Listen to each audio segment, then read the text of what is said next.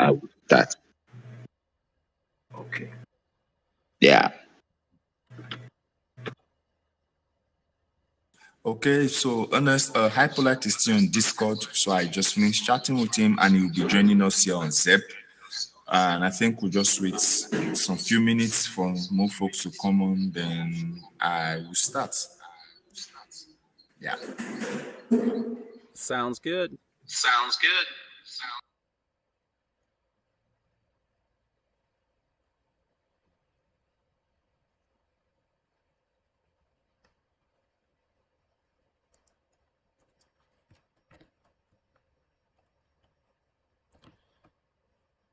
Yep. And the main thing is this month, just getting used to this space.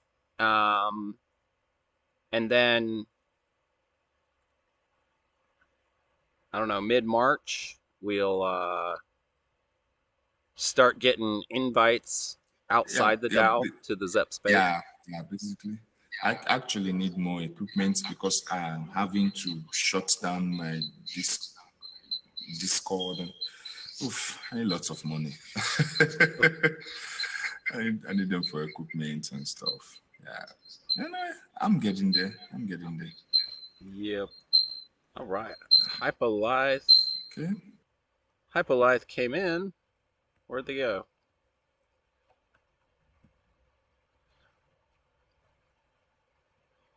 Or maybe that's from... Sorry, Aloy. What classroom are you guys using for the session? Because I'm trying to find my way around. 7. Oh, okay. Go to the link. The link is there. The link is there in the water cooler chat. I think it's classroom 7. I'm not sure, but I think it's classroom 7. Okay. Yep. Yeah, it's classroom 7.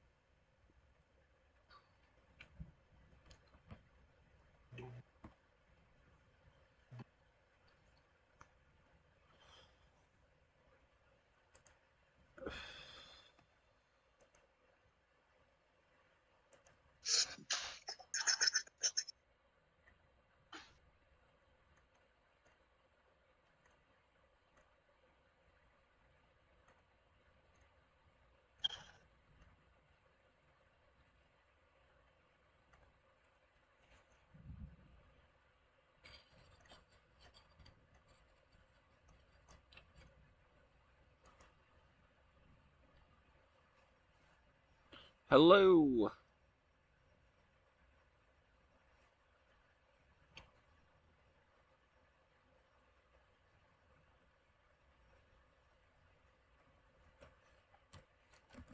Okay, Hypolite, I can see you. Yeah. Yeah, you're gonna want to mute the Discord. I think we just wait and just to be clear, is my audio echoing? Yeah, it's good. It's just you gotta mute your Discord so that you don't have sound feeding back. Not getting any response. I think we just wait some few minutes now.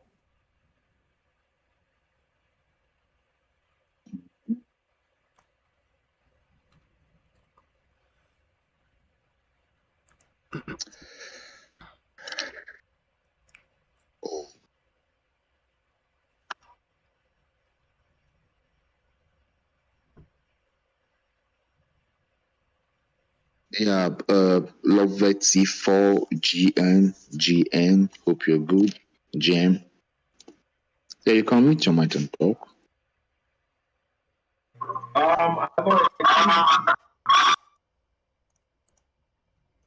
Yeah, Hypolite.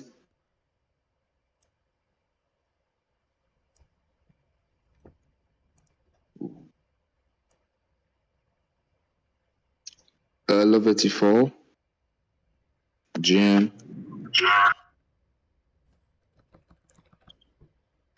Okay, so basically we are. Oh, thank you very much. So basically, we're in the Zep. We're using the Zep for this session, and the the link is in the water cooler chat. That's where the session will be holding. So yeah, just basically Discord is just like a staging ground for our forward-based operation. That's a military term. Discord is just a staging ground for our session in Zep. So just go to the water cooler chat. There's a link there. The last link that was dropped by Ernest, you'd see it there. He dropped it at 2:35, depending on your time zone anyway. So you just then you click on the link and it will take you to where everybody else is. So if you have any questions, you could just let me know, because that's what we'll be holding this session. I don't know if you understand what I said, but I guess you do. So if you could please, follow the link there. Just like Zoom.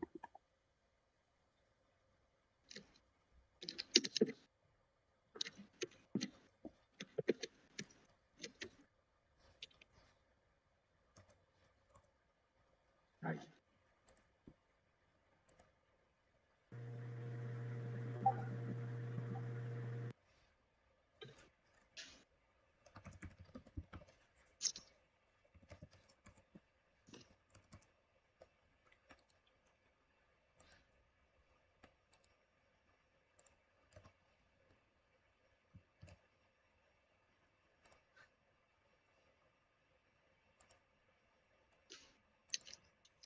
I don't know if it's only me that noticed this. The voices are kind of echoing.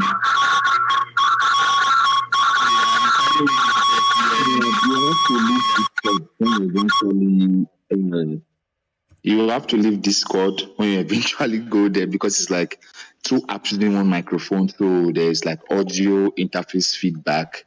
So I think you have to do that. And also you can change your name. I think you don't like the name Frog. I'm hoping you don't like the name Frog. But I think you can change the name. Just go to the top right hand corner, and you can change your name. Yeah. So I'll be starting.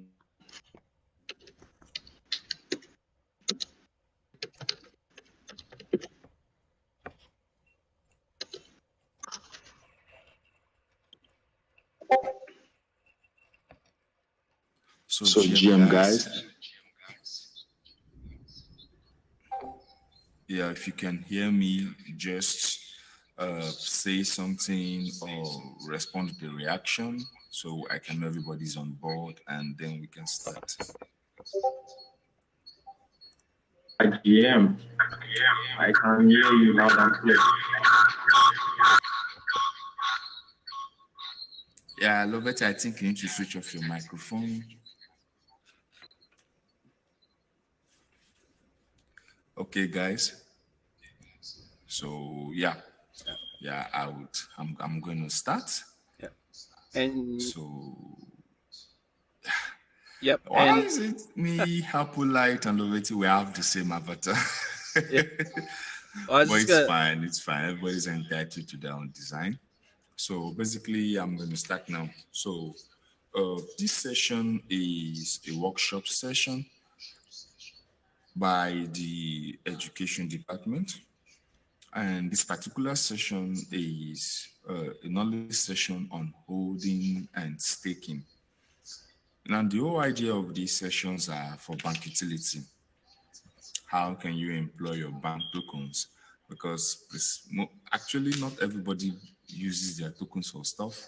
Some folks just leave it live fallow in their wallet. And so this session shows you, okay, I could do this, I could do that, I could do this, I could do that. And basically, that's the whole idea of the session. So I think more guys need to start coming. Okay, more guys are coming in. Kolade, you can join us in the Zep. The link is in the chat box. So I think more guys are coming in. I think more guys are coming in. Yeah. So just to be sure, can everyone hear me? If you can hear me, just type something so I know you can hear me. So I know I'm not talking to myself. Just type something, just do a reaction, something.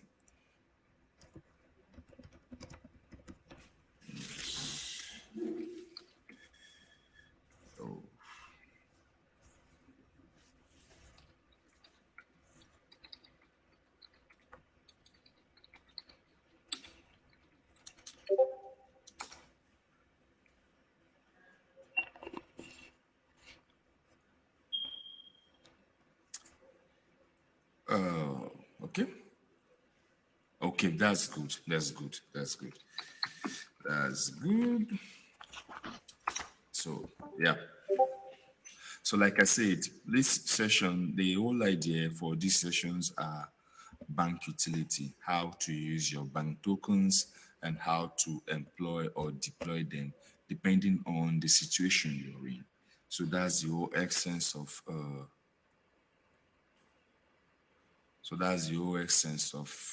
of the whole essence of these sessions. And this particular session is for holding and staking, holding and staking. So I'll just share my screen. I'll just share my screen. I will do that right now.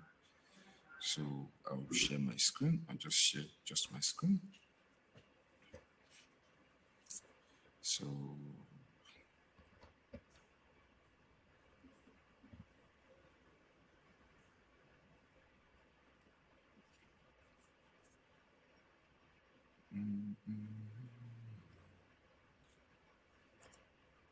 I see your okay. screen.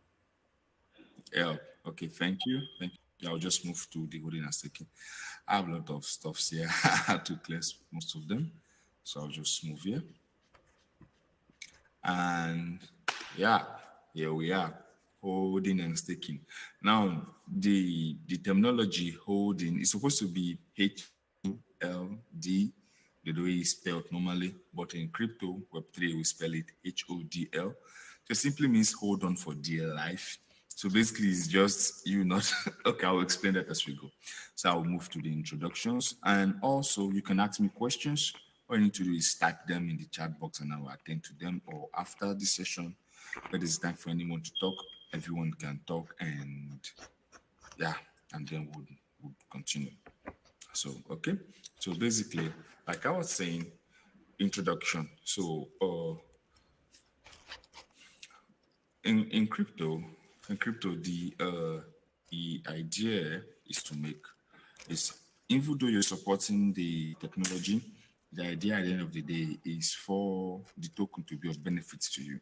Maybe financial benefits, which most people want, or governance benefits, or a lot of benefits. Now, so this session is going to be based on two main concepts: holding and staking. Holding and staking. What is holding? What is staking? What are the differences? How do each work?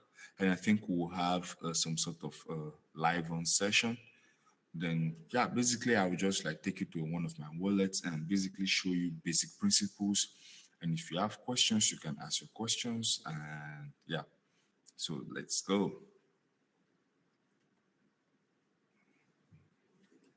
So, holding.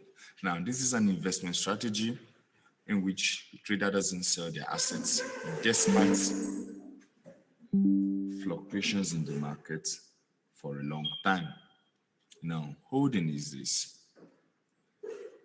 So, holding is more than just a strategy or an emotional decision. Now, if you look, you could see the tip is a crypto slang. Now, hold occurs as a result of genuine belief in a project. Now, this is what holding is. Holding is you get some tokens and you don't sell them, you don't you basically don't sell the tokens, even though you're in a bear market or you're in a bull market, you keep the tokens for long term. For long term. The idea is for you to hold, you must have done some research that has made you to believe, oh, this project is going to do very well. And as such, you want to be in it for the long term.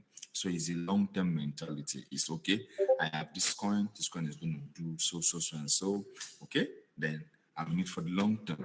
That's the whole idea behind holding. And it's a strategy. So it's not an emotional decision. It's basically you've got to believe in the project now. It's quite useful as a strategy and doesn't require much preparations. Now, holding can be done either in DeFi or not. That is either in a centralized exchange or a decentralized exchange. Now, anytime you're talking about crypto, you get to a point where you talk about exchanges, a decentralized exchange and a centralized exchange. So let me go down quickly and break that. Now, I'll be using the most simple of terms as possible. Now, a centralized exchange involves a middleman,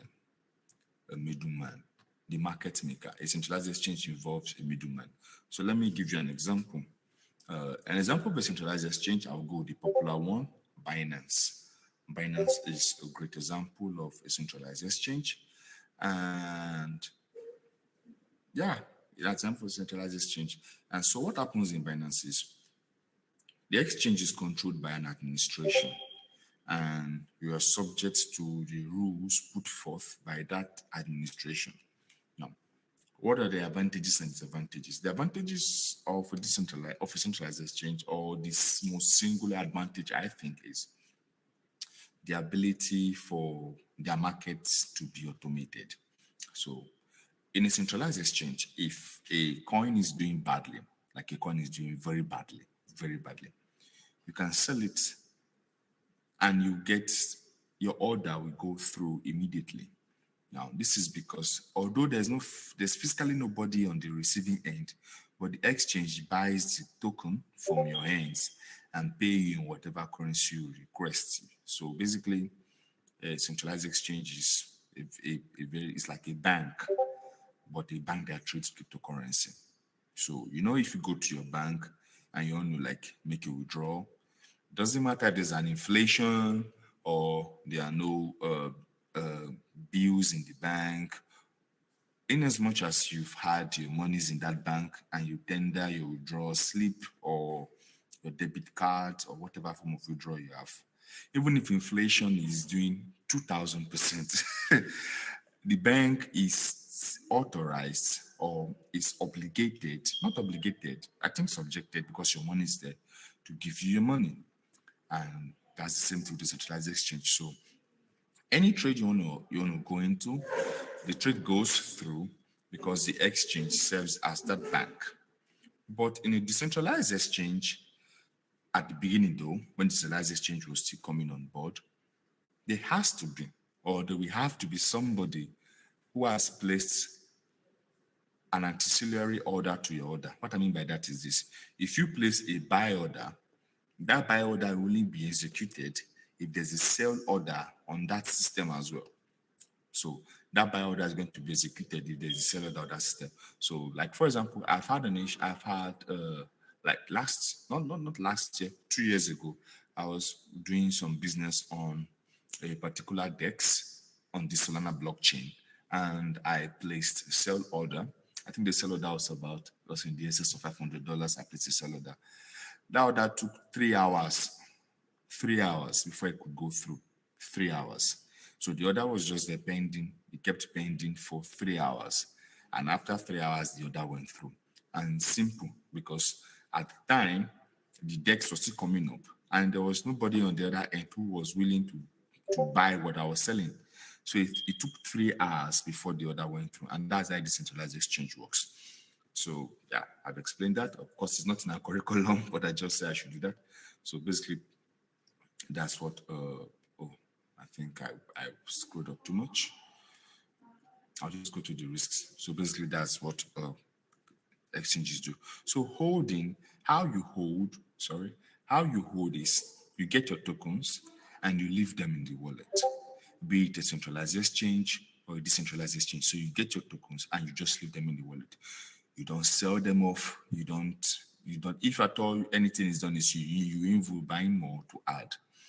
So basically that's what holding is, and that's how holding works. So you're not selling the tokens, you're keeping it for the long term. A great example of holding was when Bitcoin was launched, and folks got some Bitcoins, and some folks sold off, some folks bought pizzas, some folks paid for taxis. But those who held on, of course, some mistakenly, some didn't hold on purpose. They got to reap the fruits at a later time. The same thing with Binance. When Binance was launching, Binance did an airdrop for their native token, which is BNB. I think they shared 11 BNB, if I'm not sure, 11 or 100 BNB. And I know folks who sold it the moment it became $1. And I know folks who waited until it hit $100. So basically, that's the strategy. Now, you do that because you've done your research. You don't just hold every coin on the planet. That will be folly to do so. You hold a coin because you've done your research and you've plotted your graph and you believe that this coin in this length of time will do well. So because I want to benefit from that doing well, I'm going to buy it at this point and I'm prepared to wait. Even though it tanks a bit, I'm prepared to wait until the appointed time comes and I reap my benefits. So that's holding. Now, like everything in crypto, there's risk. Is it just crypto? Everything in life. I think everything in life comes with a sprinkling of risk. And now the risk is this. Let me just read this tip. Before you generate belief in a project and then proceed to hold their tokens, research is needed. Personal research. So the risk is this. The risk the risk is the coin might tank, like the coin might do really, really, really bad. Now, for example, the recent saga that happened, the FTX, SBF, FTT saga that happened. Now, I know folks personally, I was holding some non-fungible tokens on the FTX platform. I think three very valuable non-fungible tokens, and I was holding them thinking, oh, it's gonna do well, and I'll put them in the market sooner or later. And what happened was the project tanked, or basically it was rogged, and everything went down the drain. So I think that's the inherent risk in holding, is that there's always a risk that the project will get rogged, like the project is going to tank and coming back will be impossible. And basically, that's the main risk in holding, which everybody can attest to, was experienced by almost every crypto trader on the planet. Because folks were holding the FTT. Some folks weren't even holding FTT. Some folks were holding regular coins, but on FTX, which is why research is needed in either the exchange or what you're holding. Just be sure. Always try to read news. There are always a lot of news that go out in crypto space. CoinDesk, Cointelegraph, uh, be in Discord communities, check the internet often so you make your research and so you don't fall victim. So basically that's what happens. If the project tanks, your whatever you're holding is gone. So let's say folks were holding FTT to the tune of $10,000-$15,000. When the project started tanking, some of them tried to get their money back, but the whole thing was going very messy and shitty. And most folks lost money. I know a friend of mine who was not a friend, I lost I lost money as well. A friend of mine was sleeping and woke up and it was gone. So that's that's the inherent risk. The project can tank. So you have always got to be on the prowl, always got to be on the open. And yeah, so most times holding is encouraged. If you want to hold for a really long time, holding is encouraged in a decentralized exchange or in decentralized wallets. That's what holding is encouraged. Oh, I'm holding for a long time. I'll put it in my MetaMask. Or I'm holding for a long time. I'll put it in my Trust wallet. Or I'm holding for a long time. I'll just put it in a hardware wallet. Get. So that's it. So I'll move to staking. I think I've covered the risk. So I'll move to staking. Like I said, if you have any questions, you can always type them out or you can always come on the mic. And yeah. So staking, now staking is the process of holding tokens in a wallet to support the operations of a blockchain network in return for earnings, profit generation, validation, and governance. Let me go to the next slide before I start explaining again. Let me just drink some water.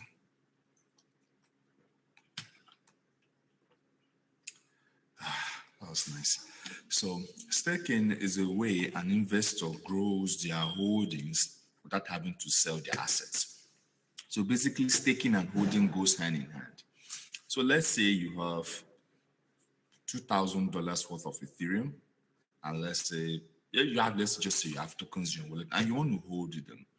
And basically, fine, you're waiting for the long term, but you could also generate more funds while waiting for the long term. And that's where staking comes in. That's where staking comes in. Now, what staking does is this. Staking, let me just go to the history of staking. Staking was how decentralized exchanges solved the problem of making their market. Now, the reason a centralized exchange is able to attend to you anytime, any day, anywhere is because they have what we call liquidity pools, or they have staked assets. So this side works. So let's say I have some Mantic token I want to sell on Binance, let's say $200 worth, and I sell it. Binance buys of those Mantic tokens off from me. Of course, I pay a fee. I think it's $1. I pay a fee, and they give me my stable coin. And let's say 2 continents away, another great individual, another great person wants to buy Mantis tokens. Binance simply takes the Mantis tokens they've gotten from me and sell it off to that person and also gain a reward. Of course, the person gets to pay. So basically, that's what most of the centralized exchanges do. They move funds around. They move funds around. Who is buying? Who is selling? Who is buying? Who is selling? And basically, it's staking, it's liquidity in a way. They are providing. So basically, they are using us to provide liquidity for themselves. But in staking on a decentralized exchange, you're providing liquidity by yourself for yourself. So for a decentralized exchange to work like a centralized exchange, they need assets on ground. They need a trading pool, and that's where staking and liquidity provision comes in. So what staking is you're dropping your coins. Let's say you have some Ethereum, you're dropping your Ethereum for folks who want to trade, who want to buy Ethereum, who want to sell Ethereum. You're dropping Ethereum for the exchange to use and trade with them. And in return, the profit the exchange gets from the trader, the exchange shares that profit with you. That's staking. So staking provides community rights. So with staking, you're able to become an integral part of a project.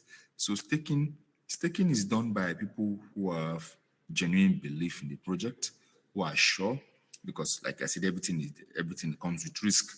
So for you to provide your funds for the exchange as trading, you're basically integrating yourself with the project.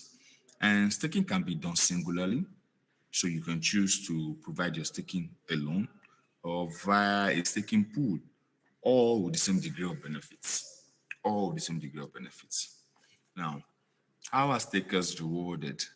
Now, each blockchain network that permits staking has different ways of calculating their rewards. And these calculations are based on the rules that governs the staking protocol. Now, the reward for staking is dependent on the platform. So the platform determines who stakes, determines how the staking works, they determine how the reward is shared. And basically, for you to ensure you get the best, you have to do your research, you have to be sure, okay, why am I providing liquidity here? Why am I not doing it here? And when providing tokens for a staking event, always be sure to check out the rules involved and if those rules favor you. Because centralized exchanges also have their own form of staking. They call it farming. I think Binance calls theirs farming. So basically, you drop some tokens, and Binance uses the tokens, and Binance gives you your token back with rewards. So it's the same thing. It's the same technology. Of course, there are a little bit of variations here and there, but staking, liquidity provision, farming, they all work on the same fundamental principle, which is someone somewhere has provided their tokens that they are holding for the exchange to trade with other clients who are like regular traders or who are constant traders. And the regular client is charged for that. So regular client is charged for that. And the exchange shares that reward with the stakers or the liquidity providers and themselves. So and that's how staking works. Like I said, staking occurs on different platforms. So you have to. Hello, are you saying something? Okay. So staking occurs on different platforms. So in order to get the best of what you're depositing, be sure to read the agreement and everything. Because some platforms, they have staking periods. if you remove your liquidity before the staking period, you pay a commission. So, and some platforms don't have that rule. So you have to be very careful and be sure you are following the proper platform. And features of staking, proof of stake, cold staking. Basically, it's just how staking can work. Like currently, you can stake Ethereum proof of stake, so you can stake 32 Ethereum, and you get rewards. Now, if you don't have 32 Ethereum, now this is what a pool is. This is what a pool is. A pool is okay. I want to stake Ethereum on the Ethereum blockchain, but I don't have 32 Ethereum. 32 Ethereum is a lot of money. I think an Ethereum is $1,600, $1,500, if I'm not mistaken. And 32 of that will be roughly closing to $50,000. If you don't have that, what a pool affords you is, okay, you don't have 32. How many do you have? Okay, I have 0.5. You can join with a pool that is working to meet the criteria of 32. So what happens is any profit that pool gets is shared between everybody in the pool based on their percentage of contribution. And basically, those are the features of staking. So how do I stake? Now, I'll just do a mini session on this. Now, I would have done how do I hold, but holding is quite straightforward. So you just get the tokens and put it in your wallet. Now, staking is, okay, I've been holding this token for 3 years and it's lying fallow. It's added some dollars. And I know my time frame is 4 years. Okay, what can I do with this token? Or I can stake it. I can provide liquidity, but how do I do that? And basically, that's what I'll be doing here. And I'll just take us to Uniswap. Uniswap, I don't use technically like my favorite for staking. I'll just take us to Uniswap. I'll have to alternate sharing my screen, but that'll be fine. So I'll just take us to Uniswap. Let me just go to Uniswap. Uniswap.org.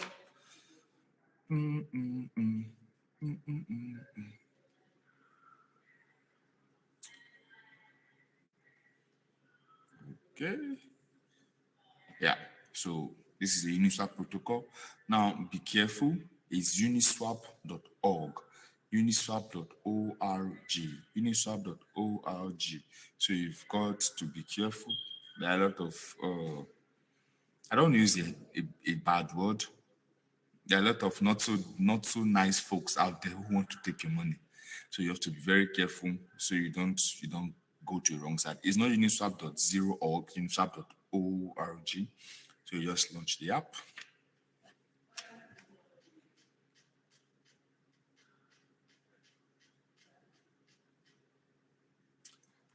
Okay. Now this is the Uniswap platform. And this is the web version for a desktop or a personal computer. I'm using the desktop. So now they don't have an app. So you should be careful about that. Uniswap is a decentralized application. They don't have an app. For you to access them, you need to go through your decentralized browser.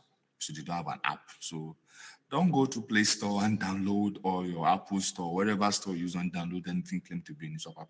To the best of my knowledge, Uniswap doesn't have an app for now. They have an online version. So be careful about that. So we want to get started. And before you want to join it, you want to connect your wallet first of all. So I'll come here and click on connect. So I'll go to MetaMask because I use MetaMask.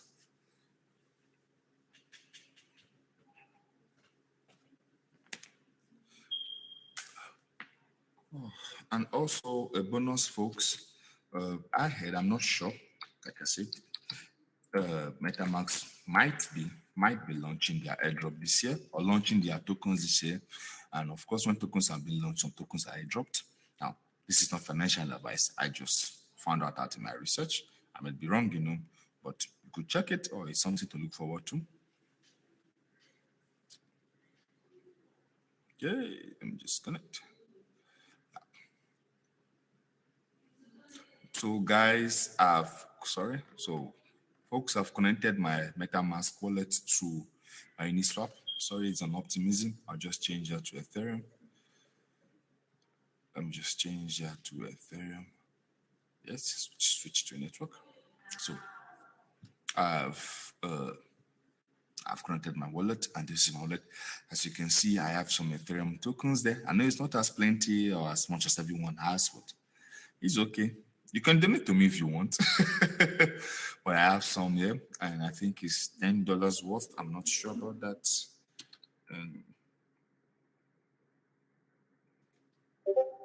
So it's a Uniswap platform. Now you can swap tokens. You can swap them. So I can swap this to bank. I can swap this for bank.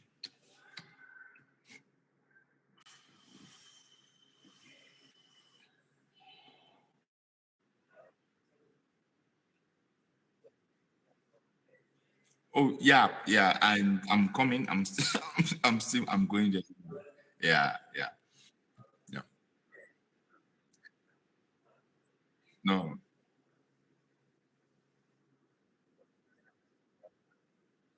Oh, sorry. Sorry. Okay,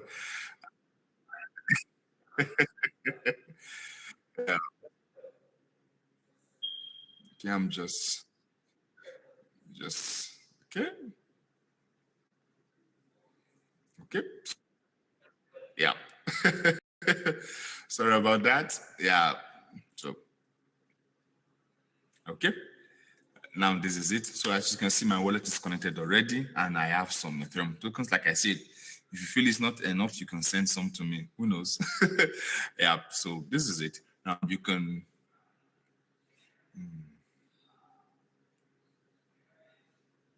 Now you can always swap your Ethereum for other tokens. Like I always like to have some Ethereum in my wallet. I don't know. It's just like older bit. You can swap it for your bank, for whatever you want to do. Of course, you pay gas fees, but yeah, basically these are the Uniswap token, the Uniswap platform works. So our concern is staking. So tokens, these are the various tokens on Uniswap. So this is how a decentralized exchange looks like. And Ethereum has a volume of $1.1 billion. USDC, 1 billion. That's impressive. So we'll just go to pool. Now, let me give you a short explanation. Now, in staking or liquidity provision for the trader, what the V1 meant was, since Uniswap was built on the Ethereum blockchain was the base token for Uniswap. So let's say you had some USDC and you wanted some Matic tokens. Because you couldn't, because it was built on the Ethereum blockchain, you had to change your USDC to Ethereum first before you can change it to Matic. So Ethereum was like the colonizer of the space then, and that meant double gas fees, because if you're changing from USDC to Ethereum, you pay gas fee. From Ethereum now to Matic, you pay gas fee, and it was a lot, but folks had to do it. Then V2 was an upgrade. So in V2, you didn't need to change to Ethereum first. You could just change direct. So in V2, I could change from bank to Matic straight up. Of course, you pay gas fee, but compared to the V1 where you pay gas fee twice, it's a better deal. And yeah, then V3 was more like a thank you from Uniswap to her liquidity providers, to her project community, those who have provided liquidity, those who have supported and believed in the project. Now, if you're staking, let's say you stake. Now, traders trade with your money. So let's say you stake $50,000. The guy out there who wants to trade just $10 will trade with your money. The guy out there who wants to trade with $1 million will trade with your money. But V3 gave more power to you as a staker or a liquidity provider, in that it brought about the concept called concentrated liquidity. Now, if you do your research, if you study the market a lot, you can know that, a lot of trading happens between $100 and $500. A lot of trading happens in that range. So basically, you can provide your liquidity for that range. So what happens is that you have access to markets, to a lot of marketing activities going on. So instead of having to deal with everybody on the blockchain, you You're dealing with only folks who are trading between $100 and $500. And basically that's what concentrated liquidity is. And yeah, so let me show you how to do that. So this is your V3. So you want to buy liquidity, you just come here and you click on new position, and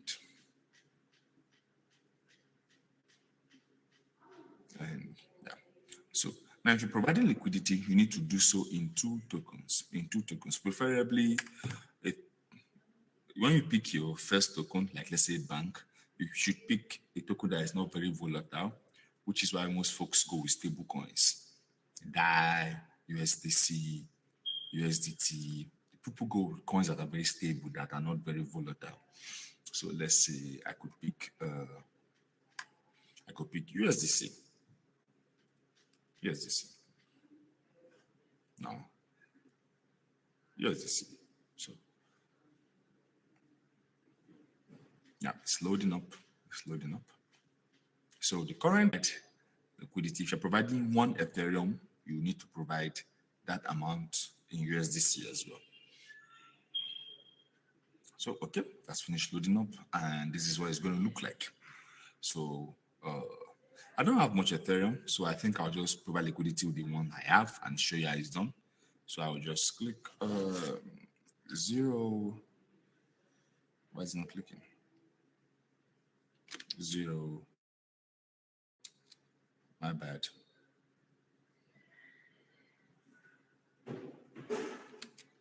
That'll be 0.006. So for me to do that, I need $8.3 worth. This is 7. I need $10. I need $10 because the Ethereum I have is roughly $10. So for me to provide liquidity, I need $10 in relation to the Ethereum. And this stuff you see here, this little graph stuff where you can see dancing, is where you select your concentrated liquidity. So you can see the digits down here, 1634, 1635, 1636, 1637, 1638, 1639, then 1640. Those are the prices. So default liquidity is 1636 and 1639. So those who will be trading in this volume, those I'll be attending to. Now you could choose to shrink that. You could say no, I want to trade for just 1636 and 1637. So you could do that manually by moving this to here. That's fine. Or you could come to this price boxes here. And impute whatever figure you want to impute. Or you could just come full range. Now full range is you are providing for everybody. So that's what full range is. Oh, I'm providing for everybody. Now, depending on the range you're providing, the prices will fluctuate. So because I'm providing on a very tight and narrow range, the amount of USDC I need to cough up, doesn't disappear. It's outside the specified range, single access deposit only. Yeah. Now I could deposit just this. So I could just deposit just this. And once I preview it, once I click on preview and I pay the gas fee, I've started providing liquidity. Now, of course, I start getting returns on the Ethereum. Now, I'm not going to provide liquidity because I think $10 is not enough. That money is for my gas fees. So basically that's everything, and that's how to use it. Now, mind you, not every platform will be the same. Not every platform will have this UI, this design structure, but they all operate on the same fundamental principle. So yeah, they all operate on the same fundamental principle. So basically, I've showed you guys how to stake and how to provide liquidity and what it means, and basically explain most of the concepts. Now, what I want to do is I want to disconnect my wallet. And click on the power button. I have $11. That's fair. I'll disconnect the wallet. Once you've disconnected the wallet, this is just a free tip. I do this every time I hold my sessions. You want to go to your wallet. You want to go to your wallet and make sure you're disconnected on both ends, because now you've disconnected from Uniswap's end, but you need to disconnect on both ends. Oh, sorry, it's not showing. Oh, sorry about that. You need to disconnect on both ends, and you do that by going to your Uniswap wallet, and at the top right hand corner, you want to check on connect. You want to check on those three dots. You want to check on connected sites, and you want to disconnect them. Yeah.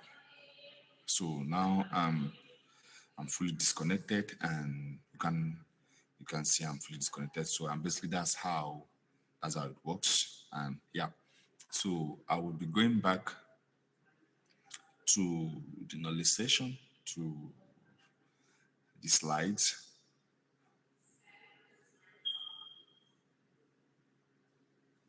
I'm coming, just give me 10 seconds.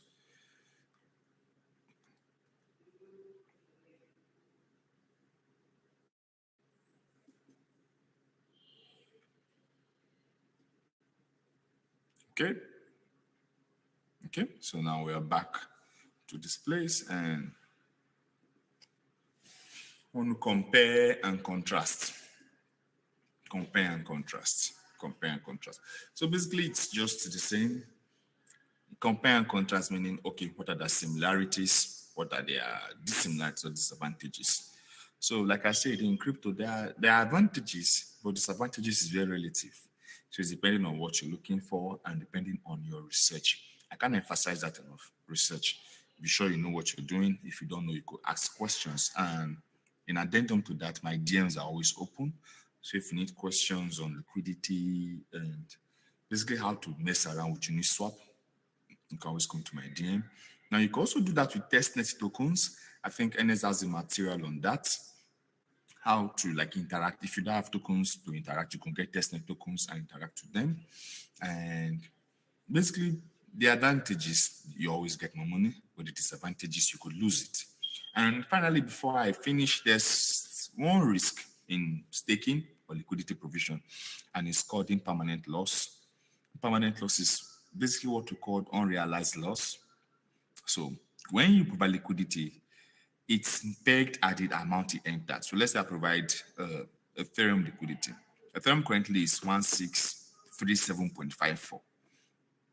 If Ethereum pumps, like Ethereum goes to $3,000, the Ethereum I'm going to get is the same Ethereum I provided. I'm not going to get an increment in profit. I'm going to get the same value of Ethereum I provided.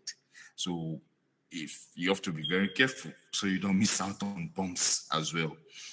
And that's what's called permanent loss, because the loss is like a delayed loss.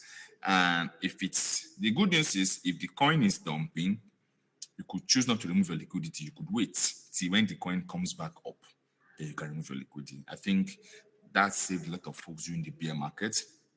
What they did was they provided liquidity when they know that bear was coming with most of their tokens. So when the bear came, couldn't really affect them because it was in liquidity provision. And as such, they were even making profit on folks who were busy dropping their coins, weak hands. And when the market started to recover, they're able to withdraw their coins with minimal losses. So that's one of the tricks of the game to avoid bear markets. And thank you for I've shared one of my trading tips. So yeah. And so we've come to the end of the session. That's the end of the tunnel there.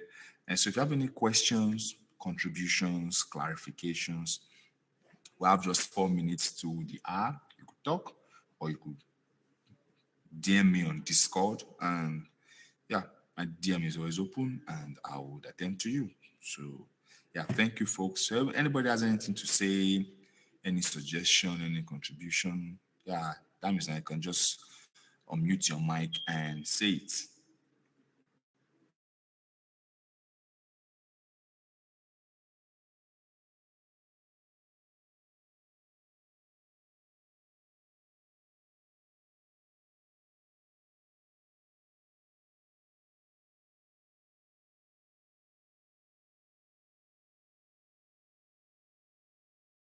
Thank you very much. Thank you very much, Ernest. And thank you everyone that was able to make it, even though I kept seeing folks coming in, going out. And thank you everyone that came. And so, like I said, if you have any questions, oh, thank you, Salman. Thank you very much. I'm very grateful. Thank you. So if you have any question, like I said, we're on top of the hour, so we have to leave now. If you have any question, my DMs are open. I can help you with that. The link to the slide will be available in the Discord chat box. So you could just go, check it up if you want to read more on the slides. And yeah, that'll be all. And if you also want more clarification on how to use Uniswaps, you can reach out to me. You can reach out to Ernest. Ernest is always busy, but you can reach out to him. Ernest is like the go-to. And yeah, that's fine. So thank you very much, guys. We've come to the end of this session. So thank you very much.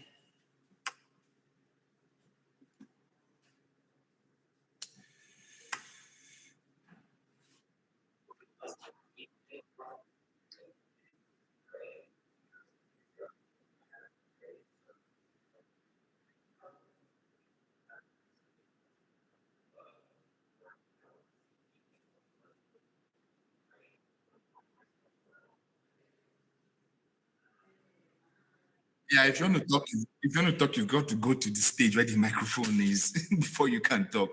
So if you want to talk, just go there and mute your mic. Yeah, caller day, you're there. You're gonna mute your mic and talk.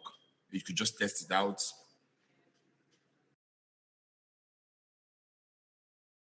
You go back. So you could just unmute. You could just come here and unmute your mic and be able to talk. So yeah. So thank you very much, guys. Thank you. Yeah, if you have any questions, you can always pop by the education department. And yeah.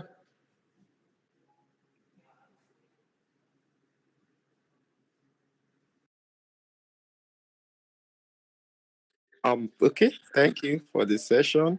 It was brief and it was eye-opening. So I'll also be expecting the slides. Thank you very much.